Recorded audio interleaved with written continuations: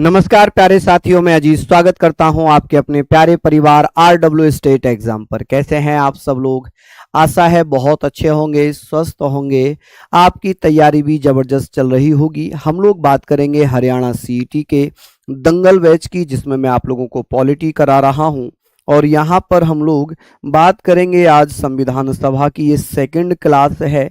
कल हम लोगों ने एक क्लास पढ़ी थी और आप लोगों ने भरपूर प्यार दिया, भरपूर सहयोग किया। आप लोगों ने शानदार तरीके से एंजॉय करके उस क्लास को पढ़ा, बड़ा अच्छा लगा। हम लोग इसी को कंप्लीट करेंगे। संविधान सभा कल पूरी नहीं हो पाई थी। एक बार मैं आपको बता देता हूं कि ये टाइम टेबल है। आप लोग इस टाइम टेबल को डाउनलोड कर लीजिए, स्क्रीनशॉट ले लीजिए। ठीक है, हालांकि कल पूरी पीडीएफ आपको मिल गई थी, जिसमें टाइम टेबल भी था, सिलेबस भी था, कौन कौन से टॉपिक्स हमें पढ़ने हैं, सारी चीज़ें कल मैंने दे दी थी। हालांकि मैं आज फिर आप लोगों को बताना चाहूँगा कैसे आप इस दंगल बैच को ले सकते हैं।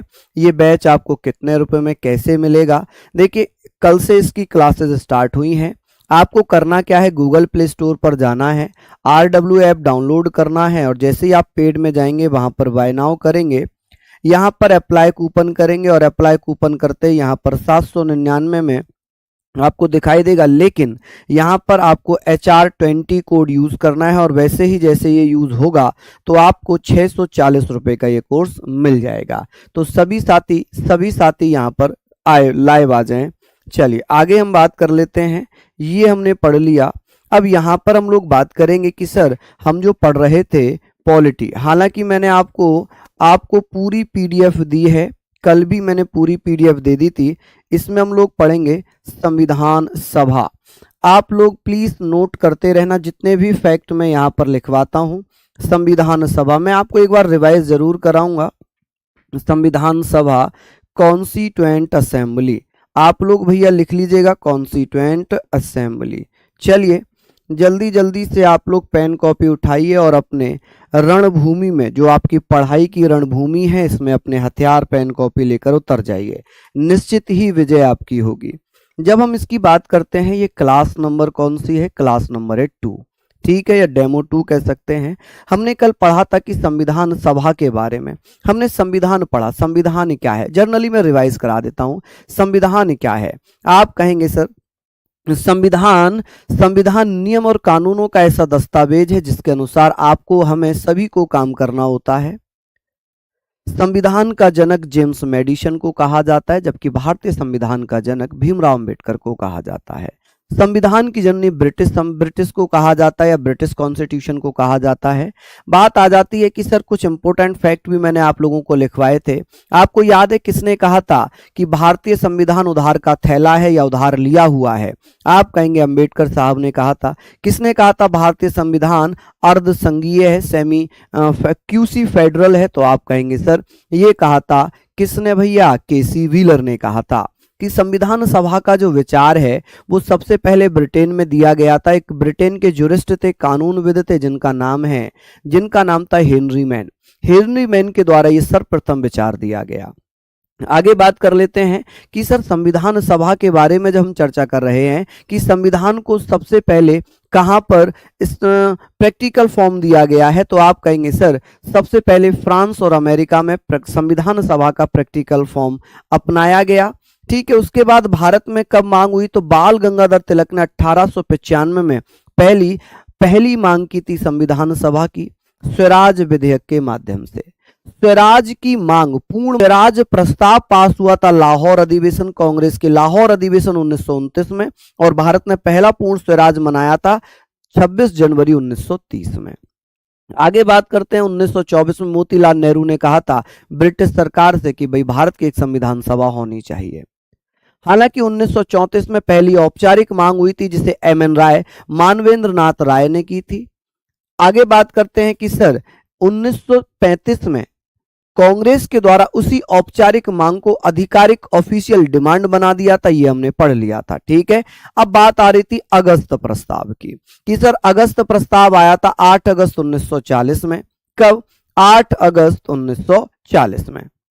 जब 8 अगस्त 1940 में आया तो हम लोग यहां पर बात करेंगे। चलिए बहुत बढ़िया, यहां पर हम लोग बात कर रहे हैं। आप कहेंगे सर 8 अगस्त 1940 में क्या हुआ था? लिलितगो भारत का वायसराय था।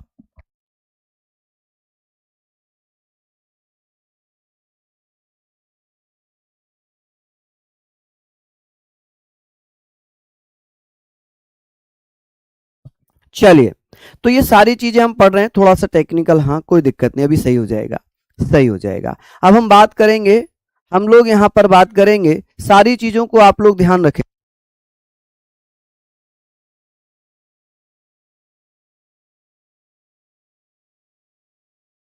चलिए, ये सारी चीजें हम लोग यहां पर बात कर लेंगे। अब बात आती है सर, हमने पढ़ना है आज क्रिप्स मिशन। क्या पढ़ना है हमें? क्रिप्स मिशन पढ़ेंगे, ठीक है। लिलिथगो ने जब अगस्त प्रस्ताव पेश किया था 8 अगस्त 1940 को, तो उसमें ये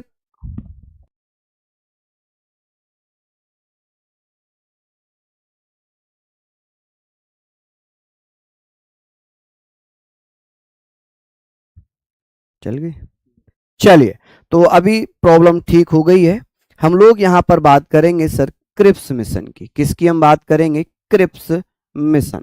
अब आप लोग मुझे बताइएगा सर, जो क्रिप्स मिशन है इसके बारे में हम बात करेंगे। क्रिप्स मिशन ये कब आता है? आप कहेंगे सर मार्च, यहां पर आप कहेंगे मार्च 1942।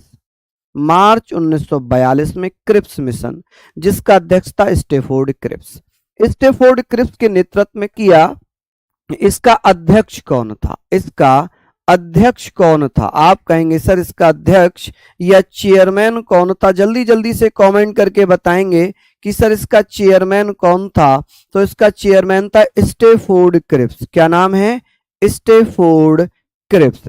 आप कहेंगे सर स्टेफोर्ड क्रिप्स, यहां पर सही आंसर होगा कि सर इसका अध्यक्ष कौन होगा? स्टेफोर्ड क्रिप्स इसका सही आंसर है। जब ये आया तो इसने कहा कि ठीक है भाई, हम आप अपना संविधान बनाना चाहते हैं, हम आपको आजाद कर देंगे। स्टेफोर्ड क्रिप्स ने कहा कि भारत को आजाद किया जाएगा, भारत अपना संविधान बना सकता है, लेकिन कंडीशन ये रहेगी कि भारत को सेकेंड वर्ल्ड वॉर में ब्रिटेन का साथ देना होगा, ब्रिटेन का साथ देना होगा। अब ये बात आ गई कि सर ब्रिटेन को साथ देना पड़ेगा क्या भारत का? सॉरी, भारत को ब्रिटेन का साथ देना पड़ेगा क्या? तो कांग्रेस ने कहा ना, आपने बहुत छलावा कर लिया, आपने बहुत छलावा कर लिया, अब हम आपके बहकावे में नहीं आने वाले। आपने पहले हमें बहुत धोखे दे लिए, अब हम आपके धोखों से वाकिफ हैं, अब हम आपके धोखों को नहीं मानेंगे। ठीक है जी, हाँ जी। तो हुआ ये, कांग्रेस ने भी मना कर दिया और मुस्लिम लीग अलग नेशन की मांग पर अड़ी रही, तो इसलिए उसने भी मना कर दिया, क्योंकि क्रिप्स मिशन में पाकिस्तान की अलग मांग को स्वीकार नहीं किया गया। यही कारण है कि कांग्रेस ने और मुस्लिम लीग दोनों ने ही क्रिप्स मिशन की सिफारिशों को नहीं माना। जब सिफारिशें नहीं मानी गई तो भैया गांधी जी ने कहा कि जो क्रिप्स मिशन है ये भैया बीते समय का चेक है, पोस्ट डेटेड चेक है। चलिए, बहुत बढ़िया, शानदार, हाँ जी, बहुत शानदार, पोस्ट डेटेड चेक का, बिल्कुल बिल्कुल बिल्कुल बिल्कुल।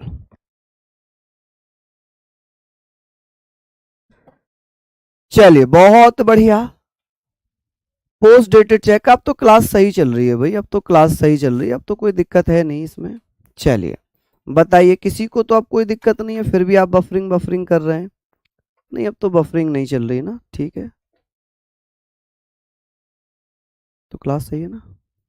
चलिए, तो बहुत बढ़िया, यहां तक हम सारी चीजों के बारे में बात करेंगे कि सर क्रिप्स मिशन आया, क्रिप्स मिशन ने क्या किया? इसने भैया, इसने पहली बार एक्सेप्ट किया कि भारतीयों का संविधान, इसने क्या स्वीकार किया? इसने कहा था, इसने स्वीकार किया, इसने एक्सेप्ट किया कि भाई भारतीयों का संविधान होना चाहिए। ठीक है, इसने संविधान सभा के गठन की बात स्वीकार कर ली। इसने कहा कि संविधान सभा का गठन किया जाएगा, इसने स्वीकार किया, इसने एक्सेप्ट किया कि संविधान सभा का गठन होगा। ठीक है जी, क्या होगा? संविधान सभा का गठन होगा। फॉर्मेशन ऑफ कॉन्स्टिट्यूशन, आप कहेंगे sir formation of constitution of constituent assembly, constituent assembly. चलिए, इसकी भैया कांग्रेस ने और मुस्लिम लीग ने इसको डिनाई कर दिया, इसकी सिफारिशों को नहीं माना। तो आप कहेंगे सर सिफारिशें लिखने की जरूरत नहीं है, केवल यही आता है कब आया था। ठीक है, कांग्रेस एवं लीग ने ठीक है, आप कहेंगे सर कांग्रेस एवं लीग ने, अगर मैं यहां पर बात करूं तो आप लोग चलिए, तो आप कहेंगे सर कांग्रेस एवं लीग ने इसकी सिफारिशें नहीं मानी, इसकी सिफारिशें नहीं मानी। आप कहेंगे सर इसकी जो सिफारिशें थी, रिकमेंडेशंस थी, उनको स्वीकार नहीं किया। सिफारिशें यानी कि रिकमेंडेशंस, मैं इंग्लिश में भी लिख रहा हूं भैया, जो फैक्ट हैं, रिकमेंडेशंस नहीं मानी। ठीक है जी, नहीं मानी। चलिए, यहां पर लिख लिया। गांधी जी ने क्या कहा था इसे? आप कहेंगे सर गांधी जी ने क्या कहा, लिखना भैया, गांधी जी ने इसको क्या कहा था, क्रिप्स मिशन के बारे में। गांधी जी ने क्रिप्स मिशन को क्या कहा? गांधी जी ने क्या कहा जी? गांधी जी ने कहा कि ये बीते समय का चेक है। क्या है कि भैया क्रिप्स मिशन को बीते समय का चेक बताया। किसे? क्रिप्स मिशन को क्या कहा था? क्रिप्स मिशन को बीते समय का चेक कहा। क्या कहा जी? बीते समय का चेक कहा, समय का चेक कहा। ठीक है, बीते समय का चेक या इसे पोस्ट डेटेड चेक कहा। आप कहेंगे सर पोस्ट डेटेड चेक कहा। तो ये सारी चीजें आप लोगों को लिखनी है कि सर पोस्ट डेटेड चेक किसने कहा था। तो आप कहेंगे सर पोस्ट डेटेड चेक किसने कहा था? गांधी जी ने कहा था। या इसे उत्तर तिथीय चेक कहा, उत्तर तिथीय चेक कहा, उत्तर दिनांकित चेक, उत्तर दिनांकित चेक कहा, चेक कहा। चलिए, बहुत बढ़िया, ये पॉइंट यहां पर बनेगा। अब इसके बाद क्या होगा जी? इसके बाद क्या होगा? इसके बाद यहां पर हम बात करेंगे सर कि एक और भैया आयोग बना। अब सरकार क्या होती है? सरकार भैया चेंज होती है 1945 में। अब क्या हुआ? 1945 में क्या हुआ? लेबर पार्टी की सरकार आ गई। अब अध्यक्ष भैया वहां के प्रधानमंत्री बन गए चर्चिल। क्लीमेंट एटली जो है चर्चिल के स्थान पर प्रधानमंत्री बन जाते हैं। एटली ने क्या किया? घोषणा की 14 मार्च 1946 में कि भारत को स्वतंत्र होने का अधिकार है, कि भारत स्वतंत्र होगा। क्या होगा जी? स्वतंत्र होने का अधिकार है। ठीक है, चर्चिल के स्थान पर कौन आ गए थे? क्लीमेंट एटली, लेबर पार्टी से प्रधानमंत्री बने। उन्होंने 14 मार्च 1946 में घोषणा की कि भारत को भी आजाद होने का अधिकार है। तो एटली ने अपनी कैबिनेट के 3 सदस्यों को, जिनमें एक भारत सचिव है, एक व्यापार बोर्ड का अध्यक्ष है और एक नौसेना मंत्री है, इन तीनों के नेतृत्व में एक आयोग गठित किया और जिसे कैबिनेट मिशन कहा गया। क्यों कहा गया कैबिनेट मिशन? क्योंकि तीनों ही कैबिनेट के सदस्य थे। तीनों ही कौन थे? कैबिनेट के सदस्य थे। इस कारण इस मिशन को, इस आयोग को नाम दिया गया कैबिनेट आयोग। क्या नाम दे दिया? कैबिनेट आयोग। चलिए, यहां पर हम बात करेंगे, सर क्या हुआ है। अब आता है कैबिनेट मिशन या कैबिनेट आयोग। कैबिनेट मिशन लिख लीजिए आप लोग। ठीक है, कैबिनेट मिशन आता है। कैबिनेट मिशन, आप बताइएगा सर ये कब आया था? Cabinet mission. ठीक है जी, कैबिनेट मिशन कब आया है? कौन कौन भैया बता रहे हैं? हालांकि आप लोगों को ये मैंने पढ़ाया है डिटेल में। ठीक है, अब यहां पर हम बात करेंगे सर ये भी कब आता है? 24 मार्च 1946, यानी कि मार्च 1946 में। ठीक है, अब बात ये हो गई कि सर कैबिनेट मिशन आया। अब इसमें जो सदस्य थे, हुआ क्या, मैं बात कर रहा हूं 14 मार्च 1946 में क्या हुआ था कि ब्रिटिश पीएम, आप कहेंगे सर ब्रिटिश पीएम, ब्रिटेन के पीएम हुआ करते थे ब्रिटिश पीएम, जिनका नाम क्या है? जिनका नाम है भैया, जिनका नाम है एटली। क्या नाम है? एटली। क्लीमेंट एटली ने घोषणा कर दी। क्या कर दिया जी? घोषणा की भारत को आजाद होने का अधिकार है। भारत को आजाद होने का अधिकार है, आजाद होने का अधिकार है। ठीक है जी, आजाद होने का अधिकार है। ठीक है, ये घोषणा कर दी गई। और ये घोषणा कहां पर हो गई जी? ये घोषणा हो गई ब्रिटिश संसद में। कहां पर हो गई? ब्रिटिश संसद में ये घोषणा हो गई। अब जब ये घोषणा हुई, ये कौन थे? ये भैया लेबर पार्टी के थे। ये कौन सी पार्टी के थे? ये थे लेबर पार्टी से प्रधानमंत्री बने थे। जब ये लेबर पार्टी से प्रधानमंत्री बन गए तो भैया आप कहेंगे सर ये लेबर पार्टी के बन गए, तो इसका जो नामकरण है, नामकरण कैसे हुआ? तो इटली के कैबिनेट में 3 सदस्य थे। एक थे भैया कौन? आप कहेंगे भारत सचिव था उस समय, जिसका नाम था, क्या नाम था? Pethick Lawrence. एक नौसेना मंत्री था जिसका नाम क्या था? जिसका नाम था भैया एबी अलेक्जेंडर। और एक था स्टेफोर्ड क्रिप्स, जो कौन था? व्यापार बोर्ड का अध्यक्ष था। ठीक है, तो आप कहेंगे सर इसका अध्यक्ष कौन बना? इसका अध्यक्ष या चेयरमैन किसको बनाया गया? चेयरमैन बनाया जाता है, आप कहेंगे सर इसका चेयरमैन किसको बनाया गया? तो आप मुझे बता देना कि सर इसका चेयरमैन कौन बना है। यहां पर आप लोग मुझे बताएंगे कि सर इसका चेयरमैन कौन बना था, जल्दी से बताइए। तो आप कहेंगे सर इसका चेयरमैन बना था पैथिक लॉरेंस। कौन? Pethick Lawrence. ठीक है जी, कौन बना? Pethick Lawrence. चलिए बहुत बढ़िया, पैथिक लॉरेंस। पैथिक लॉरेंस कौन था जी? ये भारत सचिव था। ये कौन था? भारत सचिव। ठीक है, भारत सचिव को इंग्लिश में क्या लिखते हैं? आप कहेंगे सर इसे secretary, state secretary of India या secretary of state of India. ठीक है, इसे भारत सचिव या सेक्रेटरी ऑफ इंडिया मत लिखना, इसको सेक्रेटरी ऑफ इंडिया मत लिखना, इसे लिख लेना भैया। अगर हम बात करते हैं तो इसे लिखेंगे स्टेट सेक्रेटरी ऑफ इंडिया। इसे ऐसे लिखा जाता है स्टेट सेक्रेटरी ऑफ इंडिया। ठीक है जी, इतना बड़ा लिखा जाता है इंग्लिश में। हिंदी में भारत सचिव से काम चल जाता है। इसमें 2 सदस्य थे। सदस्य कितने थे? आप कहेंगे सर सदस्य थे 2। यानी कि मेंबर्स कितने थे जी? इसमें मेंबर्स की अगर बात होगी तो मेंबर्स थे 2। कौन कौन से थे? आप कहेंगे सर एक था एबी अलेक्जेंडर।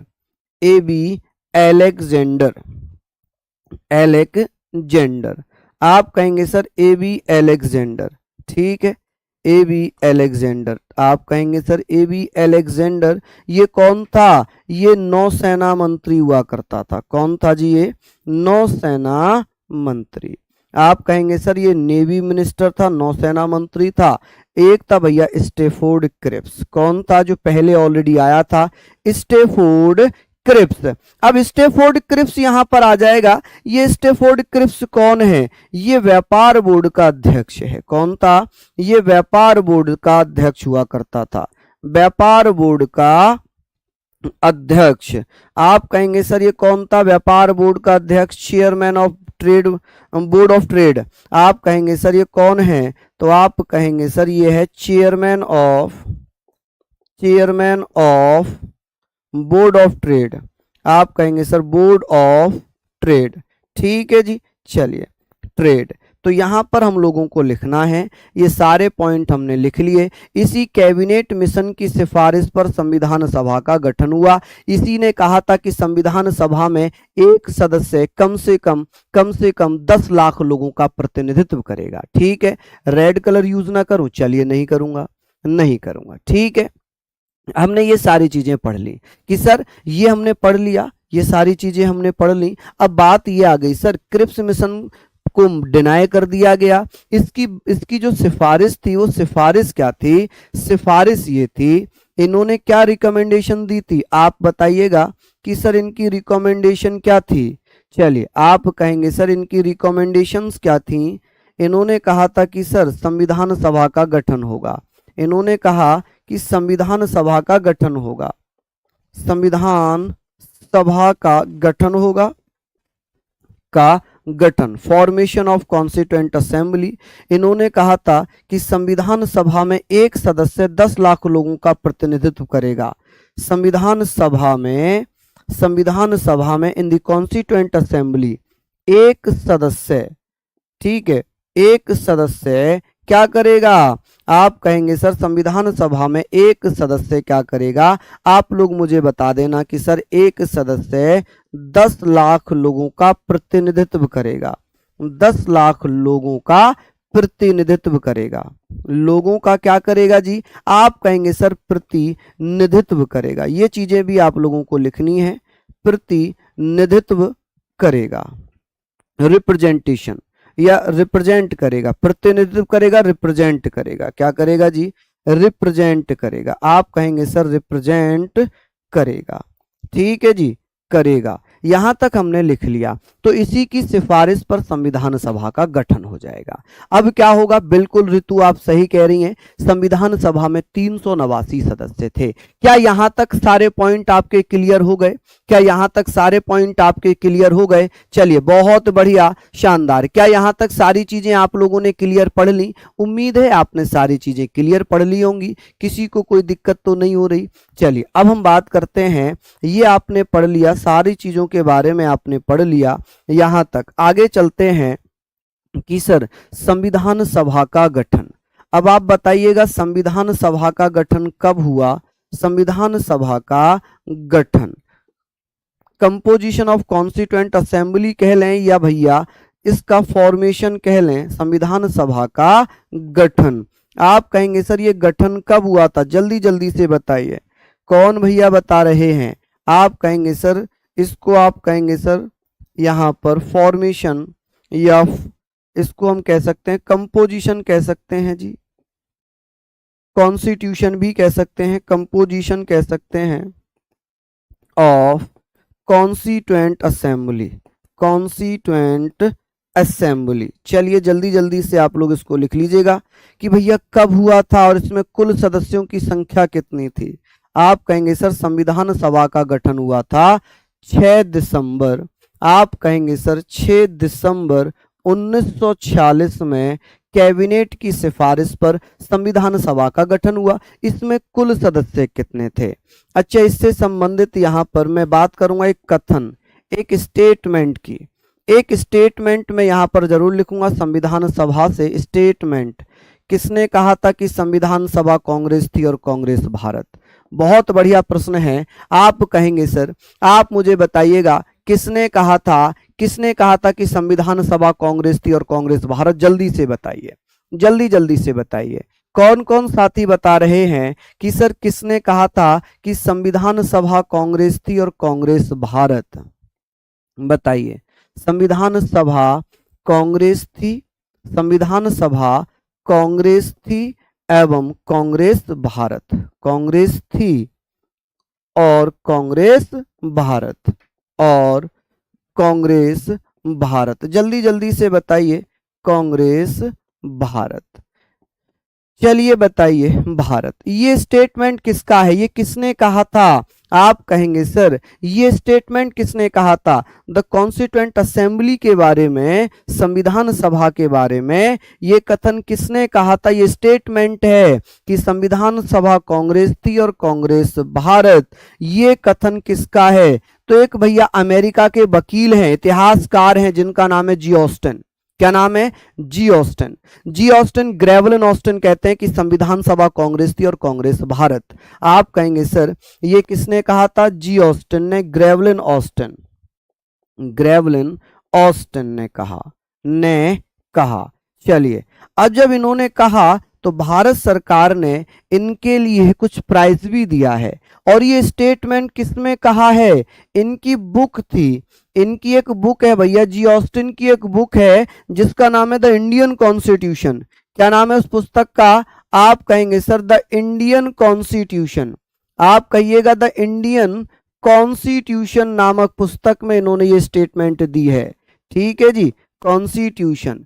इन्होंने द इंडियन कॉन्स्टिट्यूशन पुस्तक में यह कथन लिखा था कि संविधान सभा कांग्रेस थी और कांग्रेस भारत। और इस पुस्तक के लिए भारत सरकार ने इन्हें इनाम दिया है। भारत सरकार ने 2011 में जी ऑस्टिन को एक पुरस्कार दिया। कौन सा पुरस्कार दिया? बताओ जरा, कौन सा पुरस्कार दिया है? कि सर जी ऑस्टिन को भारत सरकार ने 2011, अरे वाह, आरडीएक्स जाट कह रहे हैं बहुत बढ़िया, पद्मश्री पुरस्कार से सम्मानित किया गया। अरे गजब, मजा आता है जब आप लोगों की तरफ से आंसर आए। आप कहेंगे सर भारत सरकार ने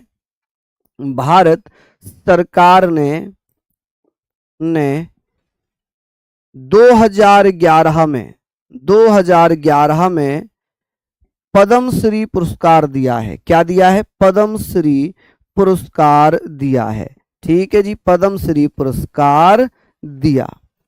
ठीक है, किसको दिया है जी ये पुरस्कार? तो ये पुरस्कार भैया किसको दिया है जी? ऑस्टिन को। किस लिए?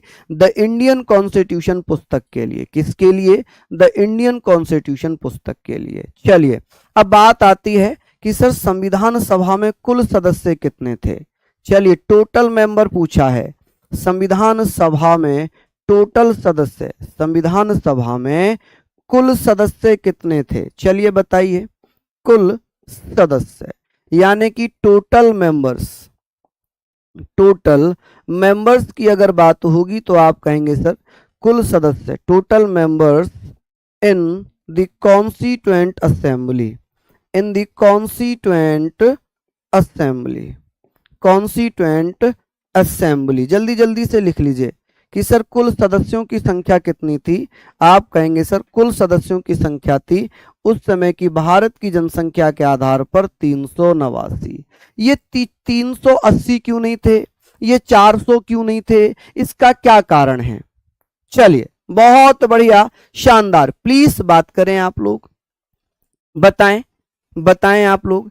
आप कहेंगे सर इसमें से हम बात करते हैं देसी रियासतों से कितने थे? देसी रियासतें, जो देसी रियासतें थीं, देसी रियासतों से कितने थे?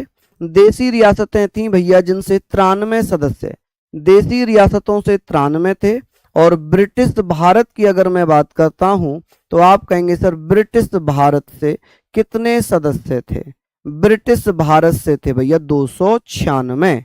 अब इनको भी बांट दिया जाएगा 296 को। इन्हें हम क्या कह सकते हैं? प्रिंसली स्टेट कह सकते हैं। क्या कह सकते हैं जी इन्हें? Princely states. कि सर देसी रियासतों से, प्रिंसली स्टेट से ब्रिटिश भारत को तो ब्रिटिश भारत ही लिखेंगे। बात आएगी सर इन्हें भी बांट दिया था कि सर प्रांतों से कितने थे? कि सर जो स्टेट थे प्रांतों से कितने थे? 292 थे। और चीफ कमिश्नरी प्रांतों से, जैसे वर्तमान में केंद्र शासित प्रदेश है ना, वैसे ही चीफ कमिश्नरी प्रांतों से कितने थे? चीफ कमिश्नरी, आप कहेंगे सर चीफ कमिश्नरी प्रांतों से कितने थे? चीफ कमिश्नरेट से कितने थे? आप कहेंगे 4। 4 कहां कहां से थे? एक था दिल्ली से, एक सदस्य कहां था? दिल्ली से। एक था भैया कुर्ग से, कुर्ग कर्नाटक में पड़ता है, कुर्ग, कुर्ग यानी कि कहां पड़ता है? कर्नाटक में। चलिए एक था कर्नाटक से। चलिए और हम लोग बात करते हैं, एक सदस्य था भैया अजमेर मारवाड़ से। कहां से? अजमेर मारवाड़। आप कहेंगे अजमेर मारवाड़ पूरा ही नाम हुआ करता था रियासत चीफ कमिश्नरी प्रांत का, अजमेर मारवाड़। और एक आप कह सकते हैं जी एक सदस्य कहां से था? एक था भैया बलूचिस्तान से। कहां से? बलूचिस्तान। आप कहेंगे बलूचिस्तान। ठीक है जी, कहां से? बलूचिस्तान।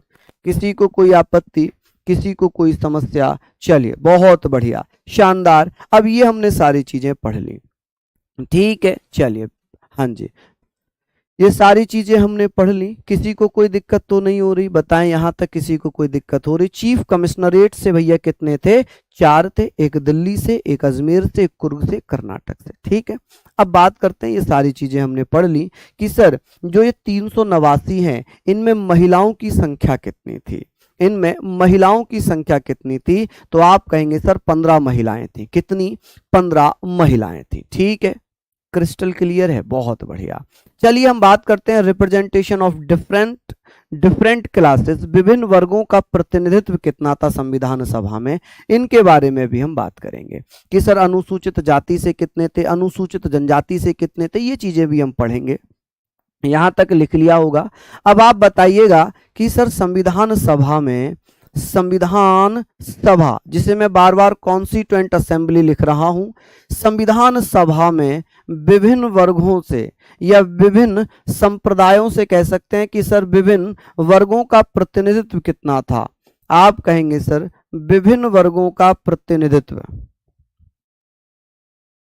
विभिन्न वर्गों का प्रतिनिधित्व, वर्गों का प्रतिनिधित्व। चलिए बताइएगा, प्रतिनिधित्व हम लोग यहाँ पर बात करेंगे कि सर प्रतिनिधित्व आप लोगों को बताना है, यानी कि रिप्रेजेंटेशन। आप क्या कहेंगे सर? रिप्रेजेंटेशन, ठीक है, representation of different classes, representation of different classes, कि भैया कौन कौन सी क्लास से कितने कितने थे, ठीक है। आप कहेंगे सर डिफरेंट क्लासेस, ठीक है, डिफरेंट क्लासेस। चलिए, विभिन्न वर्गों से कितने कितने थे। जैसे कि अगर मैं बात करता हूं कि सर महिलाओं की संख्या कितनी थी, कि सर महिलाएं कितनी थी संविधान सभा में। आप कहेंगे सर महिलाएं कितनी थी, वुमेन कितनी थी। कौन कौन भैया बताएंगे सर वुमेन कितनी थी? तो वुमेन थी जी 15। महिलाएं कितनी थी? 15।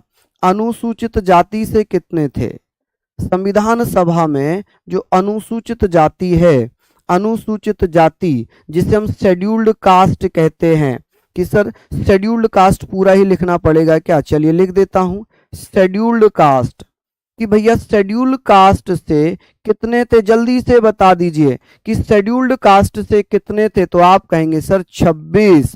और भैया अनुसूचित जनजाति से कितने थे? अनुसूचित जनजाति, आप कहेंगे सर जनजाति से कितने थे? शेड्यूल्ड ट्राइब से कितने थे? आप कहेंगे sir scheduled tribes, scheduled tribe से कितने थे? तो आप बताइएगा भैया शेड्यूल्ड ट्राइब्स, शेड्यूल्ड ट्राइब से कितने थे? तो भैया कितने होंगे? 33। कितने? 33। अच्छा, ये जो महिलाएं हैं, ये जो महिलाएं हैं, इनमें हम ये भी बात करेंगे सर इन महिलाओं में एकमात्र मुस्लिम महिला कौन थी। चलिए आगे बता देता हूं मैं। पहले महिलाओं की संख्या हमने पढ़ ली, ठीक है, अनुसूचित जातियों की संख्या पढ़ ली, अनुसूचित जनजाति पढ़ ली। तो ये सारे फैक्ट बहुत महत्वपूर्ण हैं। अब बात आती है कि सर महिलाओं की संख्या हम पढ़ रहे हैं, तो मैं एक बार महिलाएं आपको जरूर दिखाना चाहूंगा कि सर जो 15 महिलाएं थी वो कौन कौन सी थी।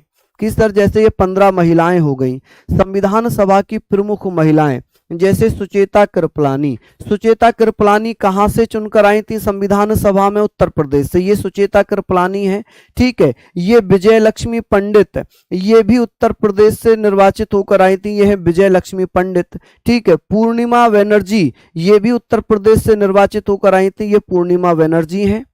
कमला चौधरी, इसको लिखना, ये कहां से निर्वाचित होकर आई थी? कमला चौधरी उत्तर प्रदेश से। और बेगम एजाज रसूल, ये भी कहां से निर्वाचित होकर आई थी? उत्तर प्रदेश से। राजकुमारी अमृता कौर मध्य प्रांत से, ये है मध्य प्रांत से, ठीक है। अब जैसे बेगम एजाज रसूल की मैं बात करता हूं, बेगम एजाज रसूल, आप कहेंगे सर एकमात्र मुस्लिम महिला, एकमात्र मुस्लिम महिला संविधान सभा में एकमात्र मुस्लिम महिला कौन थी? आप कहेंगे सर मुस्लिम महिला थी, ठीक है जी, बेगम एजाज रसूल, ठीक, इसको लिखना। और ये भैया राजकुमारी अमृता कौर, ये आप कह सकते हैं सर, ये कह सकते हैं सर मंत्री परिषद में पहली महिला मंत्री थी, मंत्री परिषद में पहली महिला मंत्री थी, ठीक है। सर आपने 389 में से बताया है 296, बिल्कुल बिल्कुल, मैंने 389 में से 296 बताया है जी। ये है मैंने जो लिखवाया है, मैंने जो लिखवाया है जी वो ये लिखवाया है। कहाँ गया? देखिए अब यहाँ पर ये जो है ना 389, 93 तो ये हो गए, 296 ये हो गए। अब 296 को भी बांट दिया 292 में और 4 में, तो किसी को कोई दिक्कत थोड़ी है यहाँ पर, बताओ किसी को कोई दिक्कत थोड़ी हुई थी। हालांकि ये मैंने पूरी पीडीएफ आपको प्रोवाइड करा दी थी, ठीक है। चलिए इसको आप लोग फटाफट से लिख लीजिए। हाँ जी, स्वास्थ्य मंत्री बनी थी, ये पहली महिला मंत्री थी, ये स्वास्थ्य मंत्री बनी थी राजकुमारी अमृता कौर। चलिए आगे बात करते हैं कि सर और कौन कौन थी। जैसे सरोजनी नायडू, ये बिहार से निर्वाचित होकर आई थी संविधान सभा में। हंसा मेहता ये बंबई से निर्वाचित होकर आई थी संविधान सभा में। जी दुर्गाबाई ये मद्रास से निर्वाचित होकर आई थी संविधान सभा में। दक्षयानी वेलायुधन ये भैया ये प्रथम दलित महिला थी। आपसे पूछा जाएगा सर संविधान सभा में प्रथम दलित महिला कौन थी, ऐसे क्वेश्चंस आते हैं कि प्रथम दलित महिला कौन थी, तो आप कहेंगे सर पहली दलित महिला कौन थी, तो दक्षयानी वेलायुधन। अम्मू स्वामीनाथन कौन, मद्रास से थी, कहां से थी, मद्रास से थी। और मालती चौधरी ये भी ओडिशा से थी, तो ये भी ओडिशा से हैं, तो इनको भी एक बार जल्दी जल्दी से लिख लीजिए। चलिए लिख लिया होगा आप लोगों ने, फटाफट से इसको लिखें, फटाफट से इसको लिखें। आगे हम बात करेंगे, अभी हम बात कर रहे हैं कि सर ये हमने पढ़ लिया, ये हमने पढ़ लिया, अभी हम बात करेंगे संप्रदाय के आधार पर भी हम बांटेंगे, संप्रदाय के आधार पर भी हम बांटेंगे। पहले महिलाओं की संख्या हम पढ़ लेते हैं।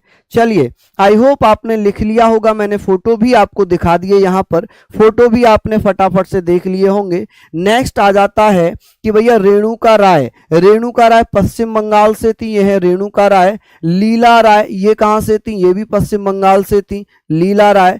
और एनी मस्करनी ये त्रावणकोर, त्रावणकोर से थी, यह है त्रावणकोर। अगर क्वेश्चन पूछा जाएगा संविधान सभा में सबसे ज्यादा महिलाएं किस प्रांत से थी, तो आप कहेंगे उत्तर प्रदेश से। कहां से थी, उत्तर प्रदेश से। ठीक है जी, आप कहेंगे सर उत्तर प्रदेश से। ठीक है, अब यहां पर हमने ये सारी चीजें पढ़ ली, हमने यहां पर सारी चीजें पढ़ ली। अब संविधान सभा में संप्रदाय के आधार पर संख्या हम पढ़ेंगे कि सर संविधान सभा में संप्रदाय के आधार पर कितनी संख्या थी। संविधान सभा में संप्रदाय के आधार पर, संविधान सभा में संप्रदाय कि भैया संप्रदाय यानी कि कम्युनिटी, संप्रदाय के आधार पर, के आधार पर संख्या। ठीक है जी। अब जैसे कि बेस्ड ऑन कम्युनिटी कह सकते हैं आप, किसके आधार पर, number of members of the basis of sect, तो आप कहेंगे sir basis of sect, of sect. इसको सेक्ट भी कह सकते हैं, कम्युनिटी भी कह सकते हैं। ठीक है जी, सेक्ट या कम्युनिटी, कम्युनिटी। ठीक है जी, कम्युनिटी के आधार पर या इसके आधार पर, तो आप कहेंगे जैसे अगर मैं पूछ लूं, क्योंकि उस समय ओबीसी तो था नहीं, संविधान सभा में सामान्य जाति के कितने लोग थे, सामान्य यानी कि जर्नल कास्ट के कितने लोग थे, आप कहेंगे सर जर्नल कास्ट के जो लोग थे उनकी संख्या थी 213। कितनी संख्या हुआ करती थी, 213। चलिए बात आती है कि सर मुस्लिम कितने थे, मुस्लिम संविधान सभा में मुसलमानों की संख्या कितनी थी, मुस्लिम कितने थे, मुस्लिम। अब आप मुझे बताइए, आप मुझे बताइएगा सर कितने थे, 79। कितने थे, 79। लेकिन कुछ अन्य स्रोत में से 80 भी बताया गया है, लेकिन यूपीएससी एक्सेप्ट करता है 80। स्टेट एग्जाम क्या एक्सेप्ट करते हैं, स्टेट एग्जाम्स इसको कितना एक्सेप्ट करते हैं, 79। कि मुसलमानों की संख्या कितनी थी, 79। चुनाव नहीं बता रहा हूं मैं अभी, केवल मुसलमानों की संख्या बता रहा हूं, जो कांग्रेस में भी थे, मुस्लिम लीग में भी थे। अब यहां पर सिख कितने थे जी, संविधान सभा में सिख कितने थे, आप कहेंगे सर सिख थे 4। सिखों की संख्या कितनी थी, 4। अब बात ये आ गई, बात ये आ जाती है कि भैया संविधान सभा में चुनाव कब हुआ। संविधान सभा का चुनाव होता है जुलाई अगस्त 1946 में, और चुनाव हुआ था अप्रत्यक्ष रूप से, अप्रत्यक्ष रूप से प्रांतीय विधानसभा के सदस्यों द्वारा, indirect election by the members of the provincial legislative assembly. ठीक है, अब संविधान सभा के सदस्यों का चुनाव हम करवा लेते हैं जी। चुनाव कब हुआ, चुनाव यानी कि इलेक्शन कब हुआ था, इलेक्शन की बात हो जाएगी। आप क्या बताएंगे कब हुआ था इलेक्शन, इलेक्शन हुआ था जी कब, आप मुझे बताइए जी इलेक्शन कब हुआ था, तो जल्दी से बता देंगे सर इलेक्शन हुआ था जुलाई अगस्त 1946 में, जुलाई अगस्त 1946 में चुनाव करवाया गया है। और ये चुनाव कैसे हुआ? चुनाव हुआ था अप्रत्यक्ष रूप से। अप्रत्यक्ष चुनाव, अप्रत्यक्ष चुनाव हुआ था। किसके द्वारा? अप्रत्यक्ष चुनाव हुआ था प्रांतीय, अप्रत्यक्ष चुनाव था या अप्रत्यक्ष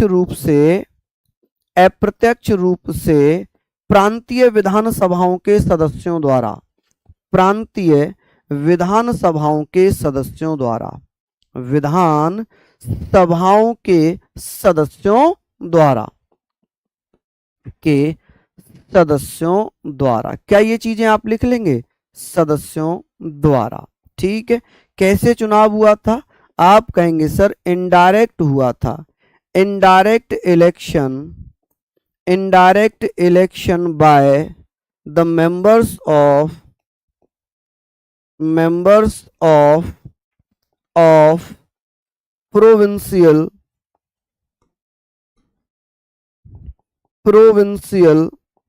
लेजिस्लेटिव असेंबलीज। ठीक है जी, लेजिस्लेटिव असेंबलीज, यहां पर आप लोग लिख सकते हैं लेजिस्लेटिव असेंबलीज के सदस्यों के द्वारा चुनाव कराया गया। अब चुनाव कितने में हुआ था? तो चुनाव भैया आप कहेंगे सर जो 93 देशी रियासतें थी इन्होंने तो हिस्सा लिया ही नहीं, लेकिन अब बात क्या होती है भैया, काफी बुक्स में मुस्लिम लोग की संख्या 73। सुमित आपने समझा नहीं मेरी बात, आप अपनी जगह ठीक हो लेकिन कंफ्यूज हो थोड़े से। वो चुनाव में 73 है मेरे लाल, वो चुनाव में 73 हैं। यहां मैं टोटल मुसलमानों की बात कर रहा हूं, यहां मैं चुनाव नहीं करा रहा, अब मैं चुनाव कराऊंगा। चुनाव भैया चुनाव में 296 सदस्यों में चुनाव हुआ। देखिए चुनाव में कितने सदस्यों ने हिस्सा लिया? 296 ने। अब बात क्या हो गई? बात यह हो गई कि 296 सदस्यों ने चुनाव में हिस्सा लिया, लेकिन जो देशी रियासतें थी उन्होंने बॉयकॉट कर दिया, उन्होंने कहा कि हम चुनाव नहीं लड़ेंगे। अब इस चुनाव में कांग्रेस को कितनी सीट मिली? कांग्रेस ने कितनी सीट जीती थी? देखिए कांग्रेस को 208 सीट मिली। कांग्रेस ने अपने 210 कैंडिडेट खड़े किए, जिसमें से कांग्रेस 199 सीटों पर जीती। अब आप कहोगे आपने तो 208 लिखा है, बिल्कुल 9 सीटों पर कांग्रेस ने अलायंस किया था, गठबंधन किया था। तो कुल मिलाकर 199 प्लस 9 208 सीटें हो गई। मुस्लिम लीग, अब आप कहेंगे सर यहां पर मुस्लिम लीग की बात आएगी और यहां पर केवल मुस्लिम की बात थी। मुस्लिम लीग पार्टी है, मुस्लिम लीग को 73 सीट मिली थी। कितनी? 73 सीट्स मिली थी। और जो अन्य पार्टियां थी, अन्य पार्टियां उन्हें 7 या 15, आप कहेंगे 8 प्लस 7। ठीक है, चलिए यहां पर आप लोगों ने इनको पढ़ना है बेहतरीन तरीके से। अब ये हमने चुनाव भी पढ़ लिए, अब हमने सारी चीजें बात कर ली। ठीक है, इसको हमने पढ़ लिया, लिख लीजिए मैं साइड हूं।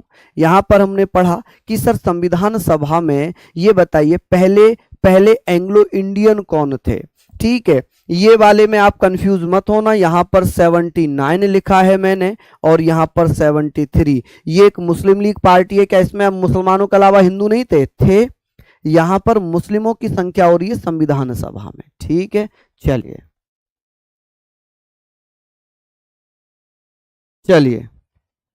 लिख लिया भैया, बहुत बढ़िया। आगे बात कर लें यहां तक कि सर संविधान सभा में पहले पारसी व्यक्ति कौन थे, पहले एंग्लो इंडियन कौन थे।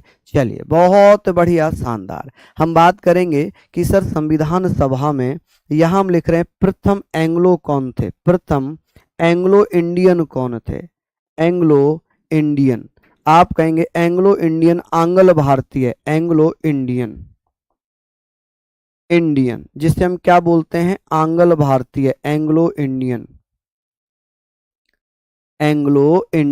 कौन थे जी पहले? तो उसका नाम था फ्रैंक एंथनी। क्या नाम है जी? आप कहेंगे सर फ्रैंक एंथनी। ठीक है जी। अच्छा, प्रथम पारसी कौन थे? आप कहेंगे सर प्रथम पारसी कौन थे? जल्दी जल्दी से बताइए कि प्रथम पारसी, फर्स्ट पारसी थे पीएच मोदी। कौन थे? पीएच मोदी। पीएच मोदी, ये इंपॉर्टेंट है जी, इसको आप लोग लिख लीजिएगा अच्छे से, सारी चीजों को आप लोग लिख लीजिएगा कि सर संविधान सभा में प्रथम आंग्ल भारतीय कौन थे? तो ये फ्रैंक एंथनी थे। पहले पारसी थे पीएच मोदी। और जो संविधान सभा थी ये कैसी संस्था थी? चलिए बताइए, चलिए आप क्या कहेंगे? आप कहेंगे सर यहाँ पर सिंपल सी चीजें हैं कि सर ये हमने बहुत अच्छे से पढ़ लिया,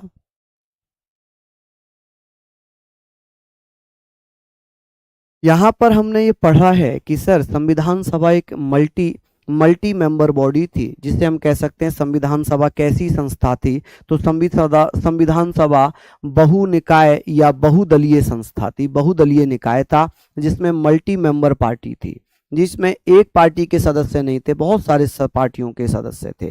ठीक है, ये आप लोगों ने पढ़ लिया।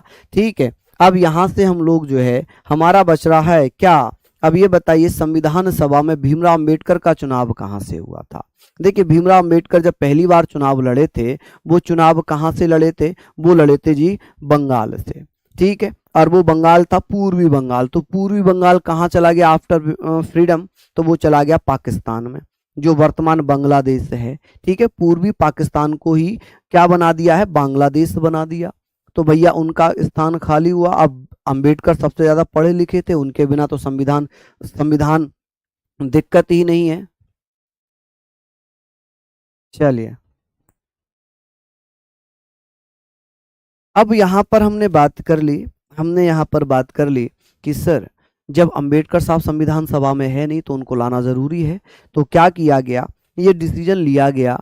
तो ये कहा गया कि भाई ऐसा करते हैं, पूना सीट से, मुंबई प्रेसिडेंसी की पूना सीट से जो एमआर जयकर हैं उनको उनका त्यागपत्र दिलाते हैं और उनके स्थान पर अंबेडकर साहब को इसमें निर्वाचित करते हैं। तो ये सारी चीजें हमने पढ़ ली।